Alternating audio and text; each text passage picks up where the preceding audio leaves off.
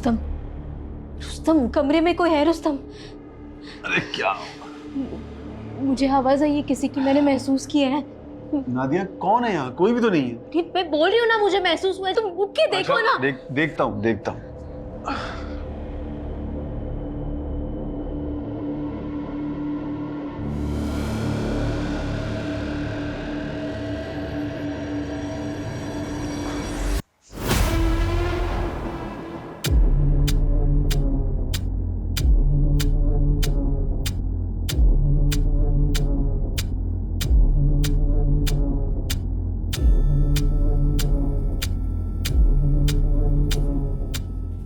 क्या हुआ? कोई था क्या? अरे है तो कोई नहीं, लेकिन मेन डोर खुला हुआ है और करीम भी अपने रूम में नहीं है। पता नहीं कहाँ चला गया। नादिया मैं उसे ढूंढ के लाता हूँ। अरे सुनो,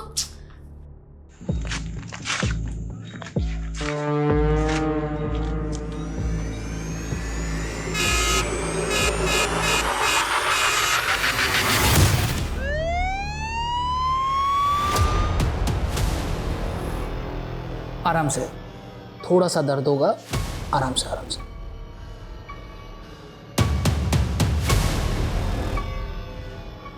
डॉक्टर साहब ये मेरा भाई नहीं है, मेरे बेटे की तरह है। समझ में नहीं आ रहा इसको कैसे संभालूं। रात बिरात कहीं भी कभी भी उठकर बाहर चला जाता है और भटकता फिरता है। रुस्तम, करीम को फिजिकल ट्रीटमेंट के साथ साथ मेंटल ट्रीटमेंट की भी ज़रूरत है, क्योंकि अब नींद की गोलियां भी इसे सुला नहीं पा रही। आई थिंक कोई बात है जो इसे डिस्टर्ब कर रही है। जीना हराम हो गया उस करीम के चलते। और ये रुस्तम है कि उसकी फिक्र में घुले ही जा रहे। अब तो ऐसा लगता है कि हम मियाँ बीवी का काम बस यही बचा है कि हम उस करीम की चौकीदारी करते रहें।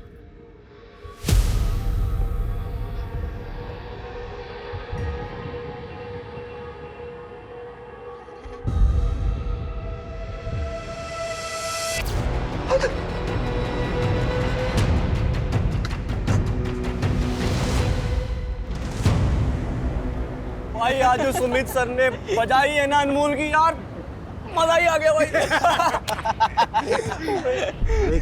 तेरी वाली आ गई। अरे क्या है इसकी वाली? हमारा शरीफ सर का कुछ बोल तो पाता नहीं है। चुप ना।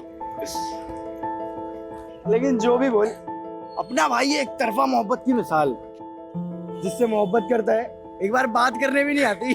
अबे वो तो पढ़ाई चल रही है, वरना 2 मिनट लगेगा इसे सेट करने में।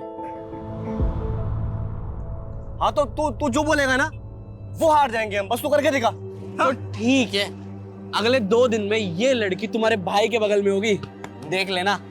आदिल, हाँ यह है तेरी ट्यूशन? अबू वो अबू बहुत आशिकी चढ़ी है। चल घर चल, मैं आशिकी निकालता हूँ। अबू चलो। अबू अगर इस बार डिग्री नहीं मिली तो अपने हाथों से गला दबाऊंगा तेरा, जान से मारूंगा तुझे। क्या कर रहे हैं आप? ऐसे कोई जवान बेटे पे हाथ उठाता है क्या?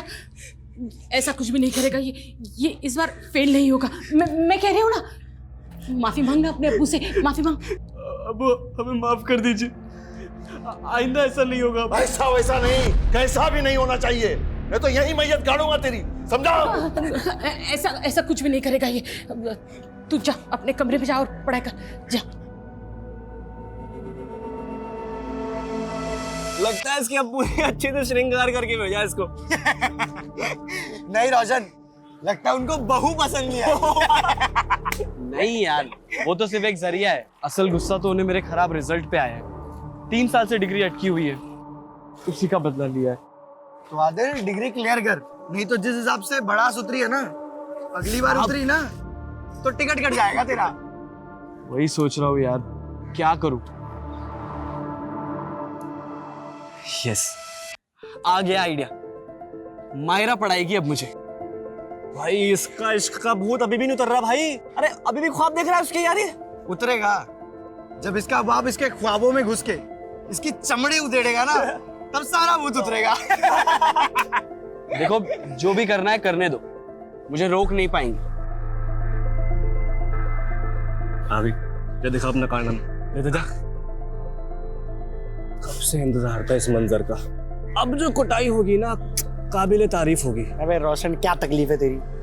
क्यों मनहूसियत फैलाता रहता? हाय मायरा, 1 मिनट बात कर सकता हूँ? बोलो। मायरा, तुम मुझे केमिस्ट्री पढ़ाने में थोड़ी हेल्प कर सकती हो? अरे पर मैं तो खुद ही स्टूडेंट हूँ, तुम्हें क्या ही सिखा सकती हूँ। मायरा, तुम तो टॉपर हो, मुझ जैसे बैक बेंचर को तो पढ़ा ही सकती हो। तुमने वो सुना है कि ज्ञान बांटने से बढ़ता है? देखो, तुम मुझ जैसे गरीब की हेल्प कर दोगी तो तुम्हारा भी रिवीजन हो जाएगा ना। प्लीज मायरा। अच्छा ठीक है, कल कॉलेज के बाद से शुरू करते हैं। चलेगा, थैंक यू।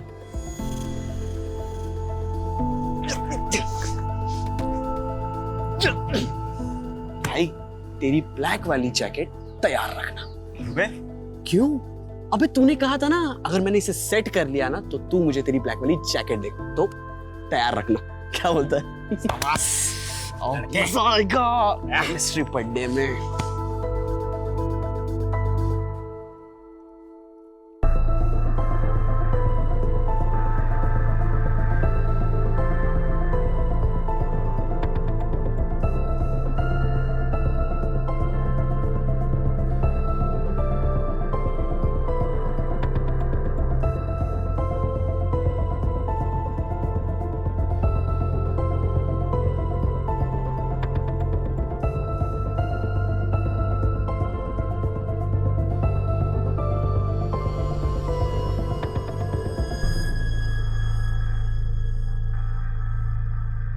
देखिए, आदिल अब बच्चा नहीं रहा, अब उसके साथ इतनी सख्ती से क्यों पेश आते हैं? उसके अच्छे के लिए, ताकि वो सही रास्ते पे रहे। लगाम ढीली छोड़ी तो आवारा फिरने लगेगा, और मैं कभी ये बर्दाश्त नहीं कर सकता कि उसकी वजह से मेरे नाम या मेरी इज्जत पे कोई आंच आए। अम्मी, अब्बू। क्या बात है? किस बात की खुशी है? अम्मी, अब्बू, हमें जिस सब्जेक्ट में कंपार्टमेंट थी ना, उसमें हमारे बहुत अच्छे मार्क्स आए और इस बार तो डिग्री मिल ही जाएगी। 3 साल में तो गधे भी पास हो जाते हैं। तुम्हें खुश नहीं, शर्मिंदा होना चाहिए।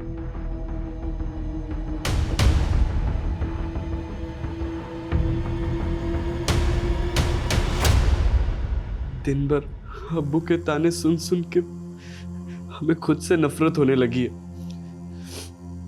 लेकिन आज दुख का नहीं, खुश होने का दिन है। लकी डे है मेरा।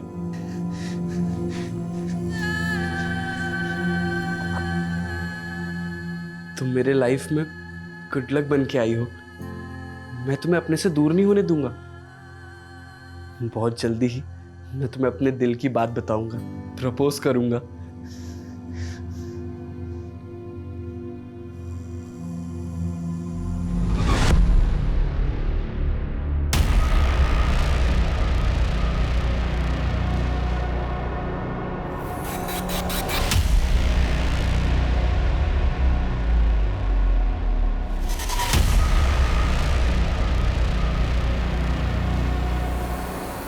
हेलो आदिल! आदिल!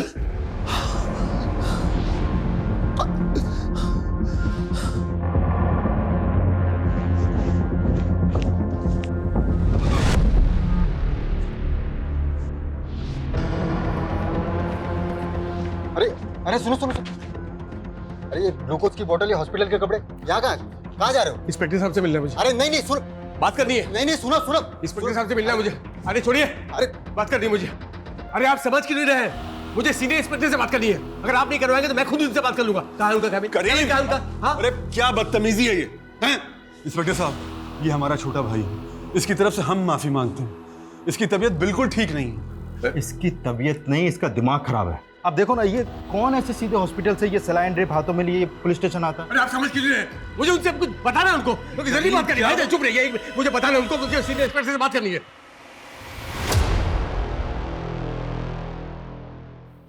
हाँ बोलो। सर, मुझे कुछ कन्फेस करना है। मैंने 21 साल पहले अपने दोस्त का मर्डर किया था। What? तुमने 21 साल पहले अपने दोस्त का मर्डर किया था? तुम ये बताने के लिए आए हो? हाँ, यही बोला मैंने। आप मेरी बात को रिपीट क्यों कर रहे हैं सर? आप मेरी बात समझ नहीं रहे। शांत हो जाओ, शांत हो जाओ। आप बैठो बैठो इधर, बैठाइए इसे, बैठाइए। आप बैठ जाओ, बैठो करीम, बैठो। ये लो, पानी पियो। पानी पी लो बेटा। सर, इसकी फैमिली ने बताया कि इसकी दिमागी हालत बिल्कुल ठीक नहीं है। एक काम करते हैं, इसकी तसल्ली के लिए इसकी रिपोर्ट लिख लेते हैं और फिर इसको वापस हॉस्पिटल भेज देते हैं ताकि इसका इलाज हो पाए। मुझे भी ऐसे ही लग रहा है, पर फिर भी हम इसकी बातों को इग्नोर नहीं कर सकते कुमार। एक बार बात करते हैं, देखते हैं और क्या कहानी सुनाता है। Right sir. चलो चलो, हमने मान लिया कि तुमने अपने दोस्त का मर्डर किया था। तुम्हारे दोस्त का नाम क्या था? आदिल। तो मर्डर हुआ, बात पुलिस तक नहीं पहुंची? 21 साल पहले पुलिस ने इन्वेस्टिगेट नहीं किया? नहीं, पुलिस को मर्डर के बारे में कुछ पता नहीं चला सर। ओके, पुलिस को कुछ पता नहीं चला। और उसकी फैमिली, उनको भी नहीं पता चला कि उनके बेटे का मर्डर हो गया? नहीं नहीं, उनको भी इसके बारे में कुछ पता नहीं चला। अच्छा, वैसे तुमने अपने दोस्त को मारा क्यों?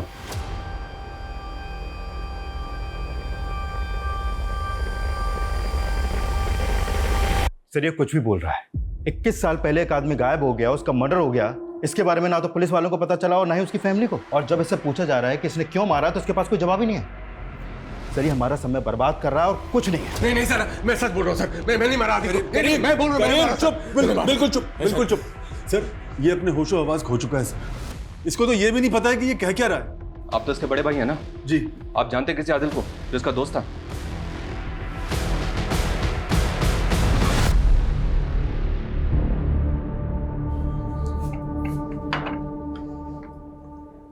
मैं सोच रही थी कि आदिल को वापस बुलाना चाहिए। एक ही तो औलाद है हमारी, उसके बिना बिल्कुल अच्छा नहीं लगता। वो जहां भी है खुश है, उसे वहीं रहने दो। तुम क्यों उस पर बूढ़े माँ बाप की जिम्मेदारी थोपना चाहती हो?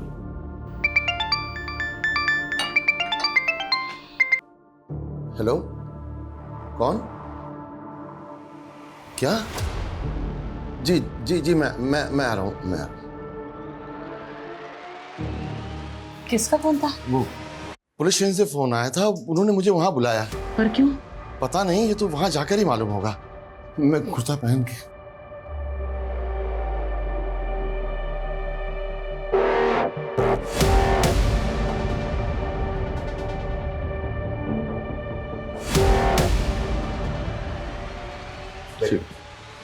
आदाब। जी आइए जमल साहब, बैठिए। जी शुक्रिया। कैसे हैं आप? जी मैं क्या बात है, क्यों बुलाया आपने मुझे? जमाल साहब, दरअसल आपके बेटे आदिल के बारे में कुछ बात करनी है आपसे। आदिल के बारे में? क्यों, क्या हुआ? वो ठीक तो है ना? हाँ वो ठीक है, आप प्लीज घबराइए मत। रूटीन इंक्वायरी और कुछ नहीं। ओके, आदिल कहाँ है आजकल? बेंगलुरु में। लेकिन आप ये सब क्यों पूछ रहे हैं? उसका नंबर दे सकते हैं आप? हाँ जी हाँ। हाँ प्लीज। जी ये अब सर माजरा क्या है? हाँ जमाल साहब, बताया ना आपको, रूटीन इंक्वायरी और कुछ नहीं। नहीं सर, फोन नहीं उठा रहा वो। सर वो ऑफिस में होगा, लेकिन बताइए ना सर क्या बात है? जमाल साहब आप प्लीज, आप बिल्कुल मत घबराइए, वो एकदम ठीक है। अभी आप जा सकते हैं।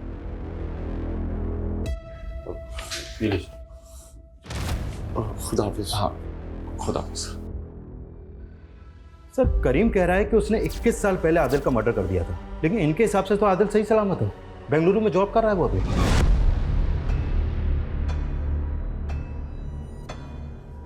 ये तो समझ नहीं आ रहा कुमार कि ये करीम एक ऐसे आदमी का मर्डर जबरदस्ती कबूल रहा है जो शायद कभी हुआ ही नहीं है।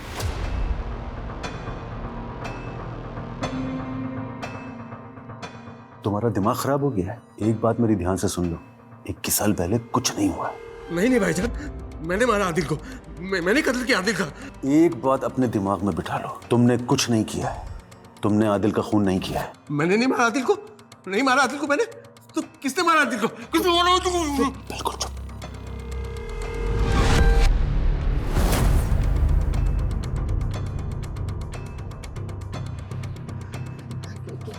क्या हुआ? क्यों बुलाया था पुलिस वाले ने? कुछ नहीं, ऐसे ही रूटीन पूछताछ के लिए बुलाया था। आदिल के बारे में पूछ रहे थे। आदिल के बारे में? क्या हुआ? वो ठीक है ना? मैं एक काम करती हूँ, उसे फोन करके पूछती हूँ वो ठीक है कि नहीं। कोई जरूरत नहीं है, बहाना रूटीन पूछताछ के लिए बुलाया था। अब पुलिस उसे फोन करके परेशान कर रही होगी, अब तुम परेशान करोगी। कोई जरूरत नहीं है उसे तंग करने की। माँ के दिल को तसल्ली मिल जाती है अगर उसका बेटा ठीक हो तो। जब से पता चला है इस्माइल बेंगलुरु गया है, मेरा दिल ही घबरा रहा है। अब तो जानते हैं ना उसकी नीयत कैसी है। आंटी आपके हाथ के सेवइयों का जवाब नहीं। भुक्कड़, मुझे पता है तुझे और चाहिए। हाँ, टेंशन मत ले। होशियारी करेगा तू मेरे साथ? हाँ, साइन करेगा कि नहीं बोल? ज्यादा शान पत्ती नहीं करना, समझा? मैं बोल रहा हूँ, समझा? एक मिनट, कौन हो तुम? तुम मेरी मर्जी के खिलाफ मुझसे कुछ भी नहीं करवा सकते। मैंने एक बार कह दिया ना, मैं दस्तखत नहीं करूंगा मतलब नहीं करूंगा। मर्जी, अपनी मर्जी की बत्ती बना। और आखिरी बार बोल रहा हूँ, 1 महीने के अंदर इन सारे पेपर्स पे साइन चाहिए मेरे को, वरना उसके बाद जो भी होगा उसका जिम्मेदार तो खुद होगा। अब वो ये है कौन और आपको धमकी क्यों दे रहा है? आदिल, रुक जा। अच्छा, तो ये है नवाबजादे, नवाब साहब के। ए बेटा आना, अरे बात करना। चल अंदर जाओ तुम लोग। बस, तो अंदर बेटा जाओ, आजा। अंदर जाओ, बाहर नहीं आना तुम लोग।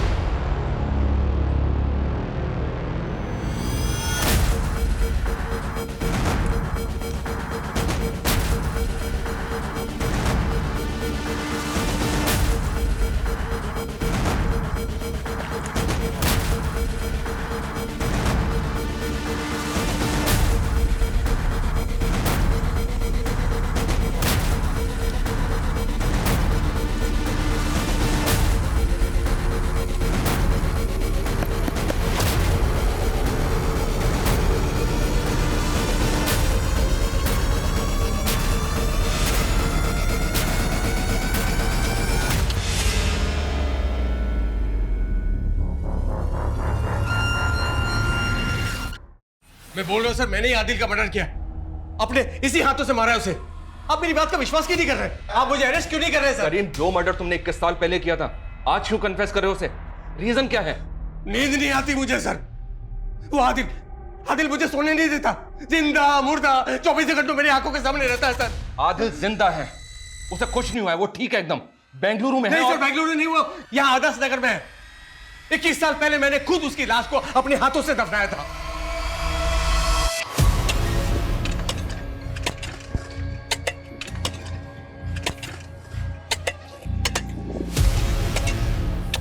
सर ये सब आपको अजीब नहीं लग रहा है? जिसने 21 साल पहले मर्डर करके उसको इतनी सफाई से छुपाया, फिर वही 21 साल बाद आकर खुद को मर्डर साबित करने के लिए इतना कुछ कर रहा है।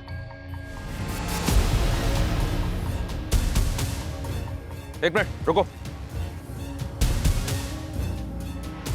कुछ भी नहीं है। क्या? कुछ भी नहीं है यहाँ पे? इधर आओ, इधर आओ। यहाँ तो कुछ भी नहीं है। अब ऐसे कैसे हो सकता है सर? 21 साल पहले मैंने खुद हाथों से दफनाया था सर। अरे दफनाया था तो कहाँ है वो? यहाँ तो कुछ भी नहीं है। तुम्हारे सामने खुदवाया ना, है वो यहाँ पे? नहीं ना सर? इधर आइए, इधर मेरे साथ आइए सर, आइए यहाँ आइए।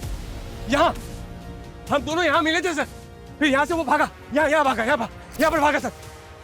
मैं इसको यहाँ पकड़ा सर। सर मुझे समझ में नहीं आया क्या करूँ। इधर से पकड़ा, हाथ से पकड़ा, धीरे धीरे खींच के।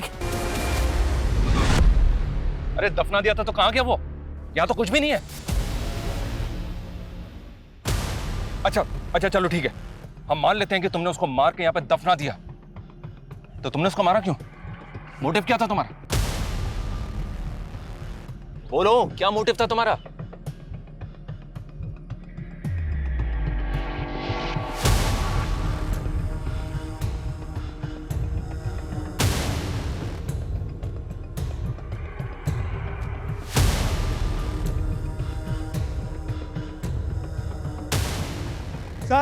सर इधर आओ, नहीं सर उधर नहीं, लाश को मैं खींच के यहाँ दफनाया था सर। क्या ये सब?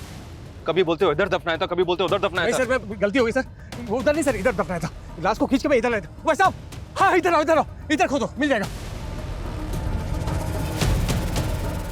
नादिया मेरी बात सुनो, नादिया प्लीज रुक जाओ। रुस्तम, तुम्हें जेल जाने का शौक होगा, मुझे नहीं है। और तुम्हारे भाई का ये जुनून ना अब मुझसे बर्दाश्त नहीं होता। नादिया वो बीमार है। वो बीमार नहीं, उसका दिमाग खराब है। तुम्हें समझ नहीं आता क्या? मैं अपने घर जा रही हूँ अब्बा के यहाँ पर, और तुम्हारे सर से जब ये तलवार हट जाएगी ना, तुम मुझे बुला लेना, मैं आ जाऊंगी। नादिया सर मैं बता रहा हूँ, जवाब देना भारी पड़ जाएगा। मजाक बन के रह जाएंगे कि सर फिरे की बातों में आकर पुलिस वालों ने अपना समय और रिसोर्सेज दोनों बर्बाद कर दिया। पता नहीं क्यों पर मुझे उसकी बातों में कुछ तो सच्चाई नजर आ रही है। वो इतने यकीन से जो बोल रहा है। कुछ तो क्या, अगर तबीयत से तोड़ेंगे ना तो पूरी सच्चाई उगल देगा वो, सही बता रहा हूँ मैं। लेकिन ये आंदोलन वाले, इतनी सारी संस्थाएं, फिर वो बखेड़ा खड़ा कर देंगे। मुझे समझ में नहीं आ रहा सर कि आदिल फोन क्यों नहीं उठा रहा। मैं एक काम करता हूँ, दोबारा मिला के देखता हूँ अभी उससे। मिलाओ। The number you are trying to call is currently busy. Please try again later. नहीं उठा रहा सर। एक काम करो, उसको मैसेज छोड़ो, कभी तो देखेगा। ठीक है सर। लेकिन सर मुझे लगता है कि हमें आदिल के परिवार वालों से फिर से मिलना चाहिए, फिर से खुल के बात करनी चाहिए। कहीं से कुछ तो मिलेगा। मैं बात तो करनी चाहिए, पर बोलेंगे क्या उन्हें? एक आदमी क्लेम कर रहा है कि 21 साल पहले उसने उनके बेटे को मार के कहीं गाड़ दिया, जबकि वो बेंगलुरु में सही सलामत है। मजाक उड़ाएंगे हमारा। ऊपर से अमृतराज लोग हैं, कहीं कुछ उल्टा ही ना पड़ जाए। पर बात तो करनी पड़ेगी, थोड़ा संभल के और सेंसिटिव तरीके से। करीम, नाम तो सुना हुआ सा लग रहा है पर याद नहीं आ रहा है कौन है।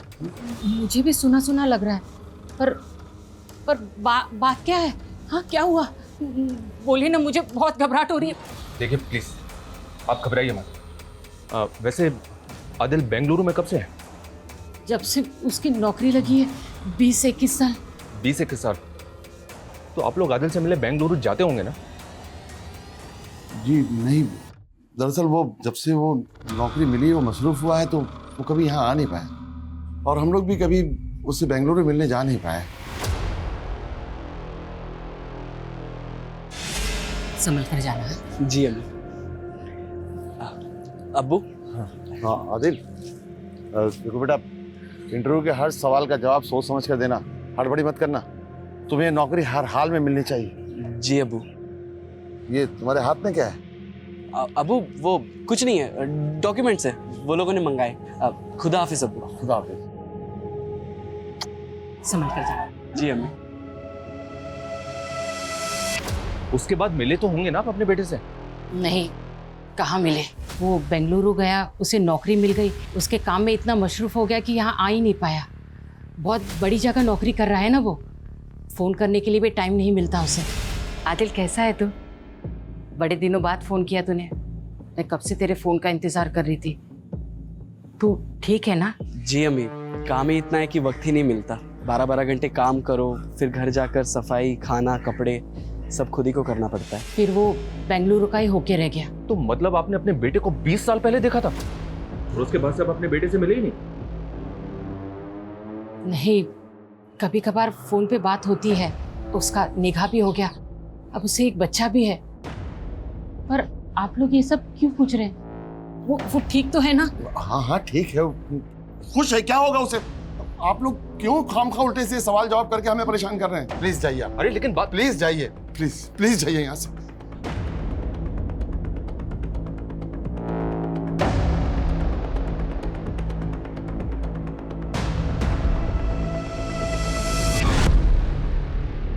सर, आदिल के फादर ने जो नंबर दिया था उस पर कांटेक्ट करने की कोशिश कर रहा था, लेकिन कांटेक्ट हो नहीं पा रहा। फिर मैंने अपनी टीम को उसके डिटेल्स निकालने के लिए बोल दिया। बहुत जल्द उसके डिटेल्स अपने पास होगी सर। लेकिन सर मुझे आदिल के माँ बाप की ऐसी हालत देखकर बड़ा बुरा लगा। मतलब एक बच्चे का अपने माँ बाप को 21 साल पहले ऐसे किनारा कर देना, इतना अजीब केस मैंने अपने करियर में कभी नहीं देखा सर। अच्छा, हेलो, क्या? ठीक है सर, आदिल के फादर ने आदिल का जो बेंगलुरु वाला नंबर दिया था वो आदिल के नाम पे नहीं, बल्कि किसी रूपक चौधरी के नाम पे रजिस्टर्ड है। मतलब वो किसी और का नंबर है? तो फिर उनकी आदिल से इस नंबर पे कैसे बात होती है? और सर ये नंबर पिछले 5 सालों से रूपक चौधरी के नाम पे रजिस्टर्ड है, आदिल के नाम पे कुछ था ही नहीं सर। और उनका तो कहना है कि उनकी हर दूसरे दिन आदिल से फोन पे बात होती है। आखिर कौन है जो हमें गुमराह कर रहा है, जमाल या करीम, या फिर दोनों? पर क्यों? और ये आदिल है कहाँ? सर हो सकता है आदिल जिस तरह से 21 साल पहले अपने माँ बाप को छोड़ के गया, एक बार भी मिलने नहीं आया उनसे, तो शायद फ़ोन पे भी बात नहीं होती होगी। लेकिन उसके माँ बाप बेचारे ये सदमा सह नहीं पाए और ये भ्रम पाल के बैठे हैं कि उनके बेटे से हर दूसरे दिन बात होती है। जो भी है पता तो करना होगा। और 21 साल पहले ही सही, आदिल का कोई तो बेस्ट फ्रेंड होगा जो शायद आज भी उसके साथ टच में हो, और वो जानता हो कि आदिल कहाँ है। और ये भी पता करो कि आदिल के अपने माँ बाप के साथ रिलेशन कैसे थे। अगर ऐसा क्या हुआ था कि जो नौकरी लगने के 21 साल बाद भी एक बेटे ने अपने माँ बाप की खबर तक नहीं ली।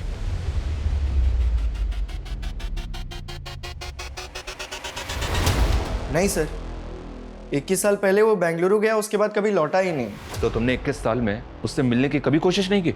अंकल आंटी ने उसका नया बेंगलुरु का नंबर दिया था, पर वो रॉन्ग निकला। मैंने कई सोशल मीडिया पे भी उसे ढूंढने की कोशिश की, पर वो कहीं मिला नहीं। तुम आदिल के दोस्त करीम को जानते हो? नहीं। अच्छा, बेंगलुरु जाने से पहले आदिल के साथ क्या कुछ ऐसा हुआ था जिसकी वजह से वो सबके साथ कांटेक्ट तोड़ सकता है? हाँ। Myra, I love you. क्या है आदिल? मायरा, ये क्या कर रही हो? तुम्हें पता है तुम मेरे लिए बहुत लकी हो। तुम मिली, मुझे डिग्री मिल गई। आदिल क्या बकवास कर रहे हो तुम? बकवास? मायरा, मैं तुम्हें अपनी फीलिंग बता रहा हूँ। तुम मेरे दिल को। Shut up Adil. ओ भाई, दूर रहो मुझसे, और खबरदार अगर मुझसे कांटेक्ट करने की भी कोशिश की तो।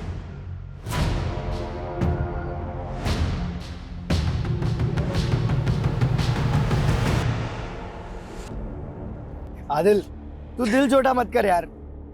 सिर्फ मायरा ही थोड़ी है दुनिया में। चल दूसरी लड़की पटाएंगे, चल आजा चल। क्या धोया यार लड़की ने यार। बे मनूस, ये सब तेरी इस मनुष्य जैकेट की वजह से हुआ है। लड़की के चक्कर में दोस्ती को मत लेकर, बीच में बता रहा हूँ तुझे मैं। दोस्त है तू? अबे सांप है तू, सांप, आस्तीन का सांप। तू निकाले सांप का सारा उधार। साले फकीर, पैसे वैसे है नहीं, लड़की पटाएगा। पैसे चाहिए? हाँ दे। पैसे चाहिए हैं तेरे पास पैसे? शांत हो जा यार। रोशन ने उसके बाद हम दोनों से कोई वास्ता नहीं रखा। फिर आदिल का कॉल आया कि उसका किसी कंपनी में इंटरव्यू है। Are you sure? पक्का आदिल का ही फोन आया था? हाँ सर। उसके 1-2 दिन बाद उसने कॉल भी किया कि उसकी उस कंपनी में जॉब लग गई है, और वहाँ एक उसका दोस्त है विशाल, वो उसी के साथ रहता है। उसने विशाल के बारे में तुम्हें भी बताया था? हाँ। तुम जाओ। जी। विशाल वो आखिरी आदमी है जिसके साथ आदिल बेंगलुरु में टच में था। इस विशाल की कांटेक्ट डिटेल्स निकालो तुरंत। हो सकता है कि उसको पता हो कि आदिल कहाँ है। Okay sir. तब तक इस रोशन की खबर लेते हैं। सर, आप गड़े हुए मुर्दे क्यों खाड़ रहे हो? वो बचपना था, झगड़ा हुआ, खत्म हुआ। खत्म हुआ नहीं ना। बाकी का हिसाब तो तुम बाद में करने वाले थे। हिसाब किससे करवाया? खुद किया या किसी से करवाया? आदिल की सुपारी करीम को दी थी ना तूने? सर, वो तो मैंने गुस्से में बोल दिया था, और मैं किसी करीम को नहीं जानता। और सर, वो सुपारी, आदिल का मर्डर हो गया क्या? देख रोशन, इस केस में ना गड़े मुर्दे ऑलरेडी उखड़ने शुरू हो गए हैं। अब तू अपनी तरफ के मुर्दे उखाड़। अगर हम अपनी पे आ गए ना तो मुर्दे के साथ साथ जिंदे भी उखड़ जाएंगे। चल बोल। हाँ सर, आदिल का और मेरा किस्सा खत्म नहीं हुआ था। मुझे नीचा दिखाने के अलावा तेरे पास कोई काम नहीं है ना? मेरा बाप मुझे मारता है, मैं पढ़ाई में जीरो हूँ। अब तो वो लड़की ने मुझे चाटे मारे। यही सारे ताने सुनाने आया ना तुम? नहीं भाई, मैं एक काम करना, तू बहुत शर्त लगाता है ना, चल एक आखिरी शर्त लगाते। कैसी शर्त? वही जिस लड़की ने मुझे चाटे मारे ना, जिसके तूने बहुत मजे लिए, उस लड़की के मजे मैं लूं, पर सारी दुनिया देखी। उससे पहले तू देखेगा। मतलब? चल दिखा, आजा।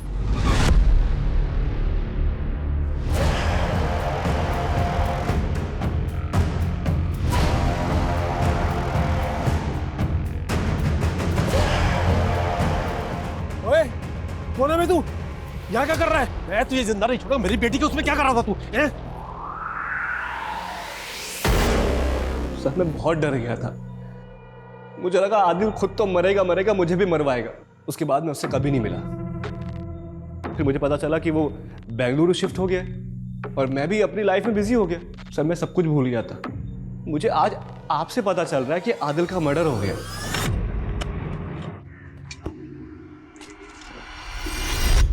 सर, हो सकता है माहिरा के फादर ने आदिल के साथ कुछ किया हो, जिसकी वजह से वो आज तक गायब है। पॉसिबल है कुमार, पता लगाओ। अगर माहिरा और उसके बाप का आदिल के गायब होने में कोई हाथ है तो। Okay sir. लेकिन एक बात समझ में नहीं आ रही, आदिल की फैमिली और फ्रेंड्स के मुताबिक कोई करीम था भी यकीन से नहीं कह सकते, तो फिर क्यों ये करीम एक मर्डर का इल्जाम जबरदस्ती अपने सर पे ले रहा है? आदिल के बारे में कुछ और जानकारी मिली? सर डायरेक्ट तो नहीं है, लेकिन इनडायरेक्ट कह सकते हैं। एक्चुअली आदिल के फादर के पास काफ़ी ज़मीन थी जो उन्होंने अपने छोटे भाई के नाम ट्रांसफ़र कर दी। अब उनके पास सिर्फ वो एक घर ही बचा है जहाँ पर वो अभी रहते हैं। क्यों? ऐसा क्यों किया? अपने लिए ना सही अपने इकलौते बेटे के लिए भी कुछ नहीं रखा? और ये भाई कौन है जो जमाल को अपनी औलाद से भी ज्यादा प्यारा है? सर वो यहीं कानपुर में आदर्श नगर में रहता है, वहाँ का पार्षद है वो। हिस्ट्री शीटर भी है सर वो। History sheeter? इस एंगल से हमें कोई लीड मिल सकती है कुमार?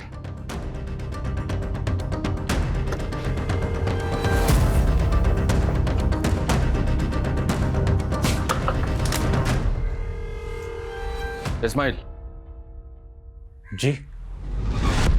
कमाल का इत्तेफाक है ना, इधर आदिल बेंगलुरु गया और उधर जमाल ने अपनी सारी प्रॉपर्टी आपके नाम लिख दी। वही प्रॉपर्टी जिसके लिए कई बार झगड़ा भी हो चुका था। झगड़ा नहीं हुआ था, हाँ बहस जरूर हुई थी, और फिर जो चीज मेरी थी वो तो उसे वापस करनी थी। आप लोग समझे नहीं, दरअसल वो बुढ़ा मेरे बाप की नाजायज औलाद है और नाजायज तरीके से उसने सब कुछ हासिल किया था, और फिर मैंने अपना जायज तरीके अपनाए हैं और जो चीज मेरी थी उसे वापस हासिल कर लिया। इसमें गलत क्या है? अभी तक आदिल के बारे में जितनी भी जानकारी मिली है उससे तो यही लगता है कि अगर सचमुच उसका मर्डर हुआ है तो मर्डर का मोटिव बहुत लोगों के पास है।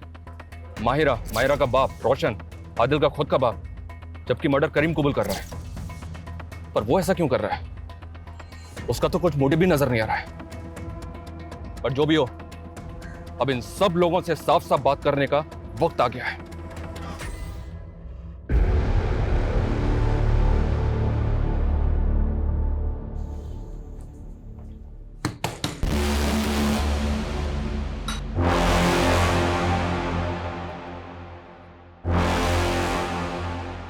आप फिर आगे हमें परेशान करने, आखिर माजरा क्या है?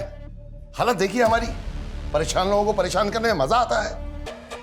आपने आखिरी बार अपने बेटे को कब देखा था? वो जब वो इंटरव्यू के लिए जब वो गया था। उसकी कंपनी का नाम क्या है? किमाया फार्मा। हम इसी कंपनी को ज्वाइन किया था उसने बेंगलुरु में। झूठ बोल रहे हैं आप। हमने पता किया है, आपके बेटे ने ये कंपनी कभी ज्वाइन नहीं की। और हमने ये भी पता किया कि आप अपने बेटे के साथ स्ट्रिक्ट थे, इतने स्ट्रिक्ट कि आपने अपने जवान बेटे को एक बार मार्केट में उसके दोस्तों के सामने पीटा था। मैंने वही किया जो एक जिम्मेदार बाप को करना चाहिए। मेरा लड़का मवालियों की तरह किसी लड़की की इज्जत के साथ खिलवाड़ नहीं कर सकता। किसी लड़की के साथ या पर्टिकुलर किसी एक लड़की के साथ? वो जिस लड़की का ख्वाब देख रहा था वो हमारी बिरादरी की नहीं थी। मुझे लगा उसे सबक मिल गया होगा, लेकिन नहीं।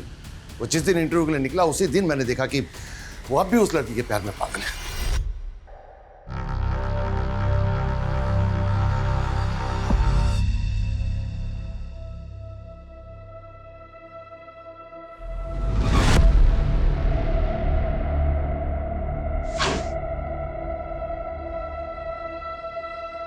क्या आपको कुछ चाहिए क्या? क्या हुआ? ये क्या है? लो देखो, लव लेटर लिखा है तुम्हारे शहजादे ने, और वो भी उसी लड़की को जिसके लिए मैंने मना किया था कि हमारी बिरादरी की नहीं है। आने दो आज उसे, ऐसा सबक सिखाऊंगा कि आशिकी जिंदगी भर सर पे से उतर जाएगी। वो उस दिन ऐसा गया कि वापस ही नहीं लौटा। तो और क्या करता वो?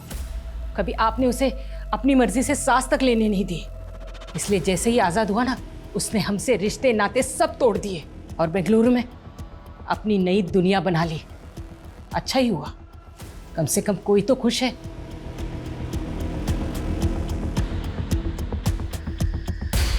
देखिए सर, ऑलमोस्ट 21 साल हो चुके हैं मुझे आदिल को देखे हुए। विशाल बता सकते हो जब आदिल आखिरी बार बेंगलुरु आया था तो वो तुम्हारे घर पे कब आया था? क्योंकि यहाँ उसने ये बताया कि जब वो इंटरव्यू देने बेंगलुरु गया था तो वो तुम्हारे यहाँ रुका था। मेरे घर रुका था? नहीं सर, वो तो कभी मेरे घर आया ही नहीं सर। और जब से मैंने कानपुर छोड़ा है मैं अभी तक उससे मिला ही नहीं हूँ सर। तो ये कैसे पॉसिबल है? आप क्यों आदिल के बारे में बेवजह और बेतुके सवाल पूछ के हमें परेशान कर रहे हैं? परेशान तो हम भी हो रहे हैं, क्योंकि एक आदमी है जो हमारे सामने आकर खुद ये कबूल कर रहा है कि उसने 21 साल पहले आपके बेटे को मार के यहीं आदर्श नगर में गाड़ दिया।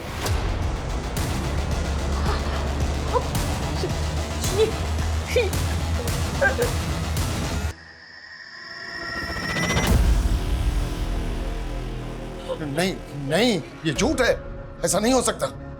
रहीम साहब ने मुझसे कहा है कि आदिल बेंगलुरु में खुश है, अपनी बीवी बच्चों को तो अच्छी जिंदगी जी रहा है। ये सही नहीं है, और वो जो भी है ना, आपको बेवकूफ बना रहा है। नहीं, उनके खिलाफ एक लफ्ज नहीं।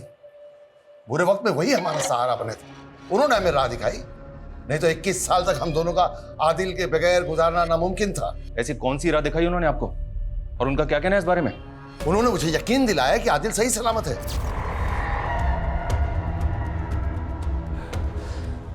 माशाअल्लाह, आदिल कितना खुश है। कैसी खानदानी खूबसूरत बीवी मिली है उसे, और आदिल का बेटा हूबहू आदिल के ही जैसा है। पर आज भी वो आपसे नाराज है। अगर फिर उसकी जिंदगी में आप आए तो उसकी खुशियों में खलल पैदा होगा। वो जहां है उसे वहीं रहने दो।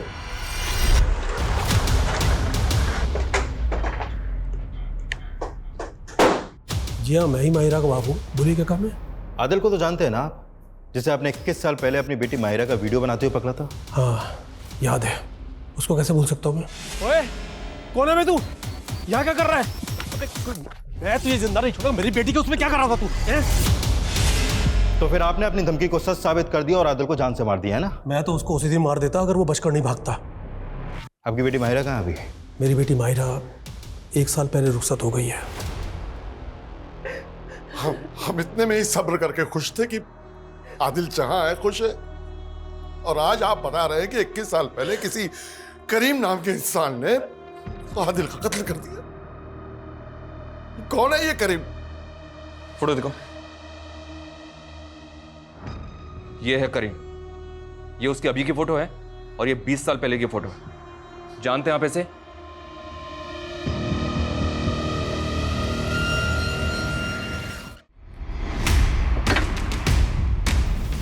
आइए, हटो पीछे।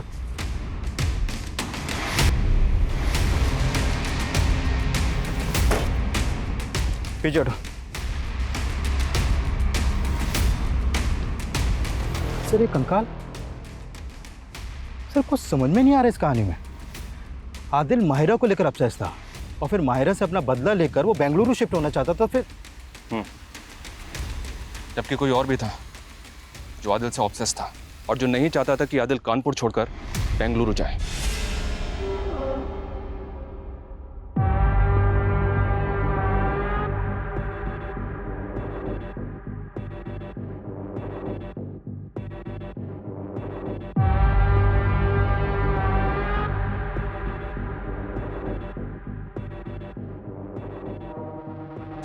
इक्कीस साल पहले उस दिन करीम ने आदिल को यहीं बुलाया था। बैंगलोर? तू मुझे छोड़ के बैंगलोर जा रहा है? और हमारा रिश्ता? रिश्ता? कौन सी दुनिया में है तू? देख, जो था वो यहीं तक था, और इसके आगे कुछ नहीं होगा। और तू जानता नहीं है मेरे अब्बू को? मुझसे प्यार करने से पहले अपना अब्बू की याद नहीं आई? देख करीम, जज्बाती मत हो और गले मत पड़।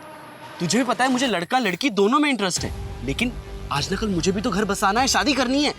तुझे भी पहले से पता है कि मेरा इंटरेस्ट सिर्फ तुझ में। मैं प्यार करता हूँ तुझसे। छोड़ यार। लेकिन अब प्यार से ज्यादा ना नफरत है तुझसे। तो अच्छी बात है ना, तुझे भूलने में आसानी होगी। यार करीम, मैं जा रहा हूँ। कहाँ जा रहा है तू? तू मुझे छोड़ के जाएगा? तू मुझे छोड़ के जाएगा?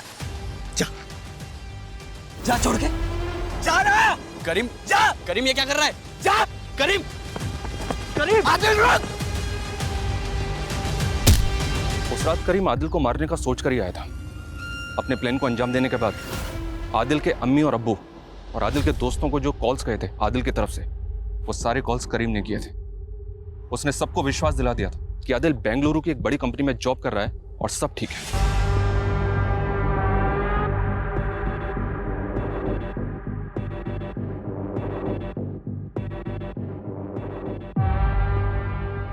लेकिन आदिल मरने के बाद भी उसको हॉन्ट करता रहा। आइडेंटिटी क्राइसिस, डिप्रेशन, गिल्ट और डर, इन सब ने मिलकर करीम को दिमागी रूप से इतना बीमार कर दिया कि उसको हर जगह आदिल ही दिखाई देने लगा। करीम का जुर्म उसे सताने लगा, और वो भी इतना कि जो जुर्म उसने 21 साल पहले किया था, 21 साल बाद उसी जुर्म को उसने खुद सामने से आकर कबूल किया।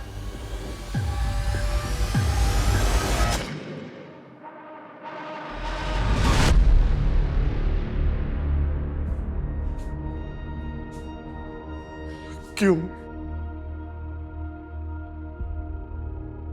जब इतने साल नहीं कबूला तो अब क्यों? हम इसी भरम में खुश थे कि हमारा बेटा कहीं पर है अपने परिवार के साथ, और इसी भरम में हम इस दुनिया से रुखसत हो जाते, लेकिन तूने हमसे हमारा ये भरम भी झेल लिया है।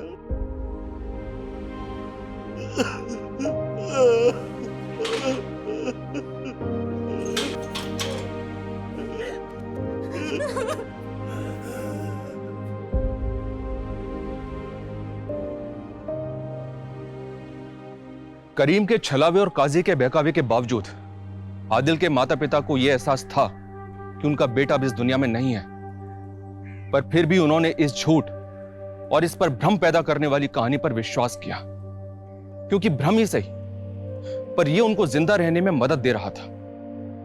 वो ये जानना ही नहीं चाहते थे कि उनका बेटा 21 साल से है कहां, यह क्या हुआ है उसके साथ, वो है भी या नहीं, क्योंकि जिस दिन उसका ना होना सुनिश्चित हो जाता, यह झूठ ही सही भ्रम ही सही, उनकी यह उम्मीद हमेशा हमेशा के लिए टूट जाती कि उनका बेटा कभी घर वापस नहीं आएगा। जय हिंद।